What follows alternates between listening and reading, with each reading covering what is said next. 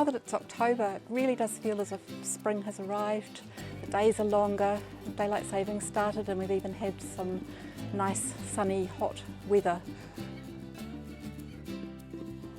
The warm weather's great news for gardeners because it means we can finally get in the summer crops that are probably everyone's favourites. Things, the lovely colourful juicy things like tomatoes and capsicum and chilies, and the traditional type of planting basil is Labour weekend.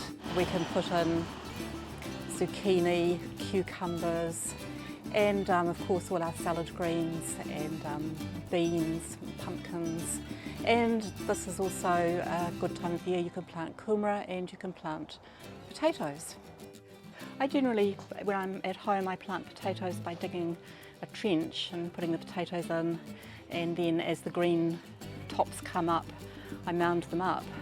But if you haven't got enough room for that, potatoes do really well in a whole variety of containers. So I thought I'd demonstrate here how to grow potatoes in a bucket. Now you can use any size container, and obviously the larger the container the more potatoes you'll be able to fit in. But as a rule of thumb, you need about 10 litres of soil to grow a single potato. So what I've got here is just an ordinary old household bucket, so that's going to be enough to grow one potato. So good project to do with the kids. If you want more potatoes, then you need a bigger container, obviously. It's also possible to grow potatoes in a bale of straw. You just have to keep it, a bale of hay rather, you just have to keep it watered, and of course you get absolutely clean potatoes when you come to harvest. So what I've got here, I've just got a mixture of nice soil out of my garden, and I've mixed it with a bit of old potting mix. First of all, you must have some drainage holes in your bucket so that the potato doesn't fill with water and rot. I'm going to fill it about 1/3 with the soil, and then I'm going to choose one of my seed potatoes and pop it in. Okay. This one's looking good. Now I'm going to put a layer of comfrey mulch in with my potato. Comfrey is a wonderful natural fertiliser. What I'm going to do is just cut it up very roughly and put that in, and then just cover it over a little bit more.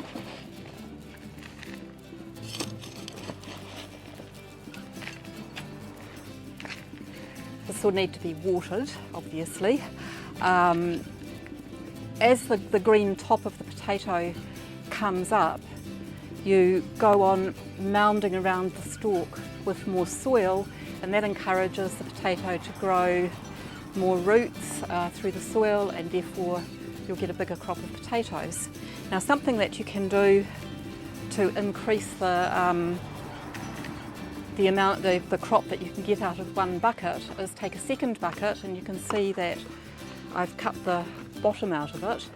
So when I get to the point of mounding up the green top of this potato, I'm going to put the second one in on top and continue to let the green grow up, put more soil in, and grow it right to the top of this bucket. So hopefully I'll get almost twice the crop that I would if I was just using the one bucket. You can take it to 3 buckets, but it does get a bit unwieldy, so yeah. A couple of hints when you're doing potatoes this way is that first of all, especially if you're using a large container, put the container where it's going to end up long term, because once it gets full of soil and potatoes it's going to be way too heavy to move. And the other thing I like to do is keep a supply of the soil right next to the container, so that when you see that the green is coming up and you need to mound it up, it's just really easy. The soil's right there, you just transfer it over. You don't have to go running around looking for a spade, in which case you probably won't get around to doing it. Now I know a lot of people will just plant the potatoes that have started to sprout in their pantry, and I must admit I've done that too, but it really is recommended that you buy a proper seed potato from a garden centre, certified seed potato, because if you use potatoes from the supermarket or out of your pantry, you do run the risk that you are going to be passing on some pretty serious diseases. In terms of when to harvest, it depends on the variety of potato. There are early cropping potatoes and later cropping ones, so you need to know the name of the variety to know when to harvest. Or you could do what I do, which is just dig down a bit and see whether I've got potatoes, and if I haven't, then I just cover up and leave them a bit longer. So good luck and have fun.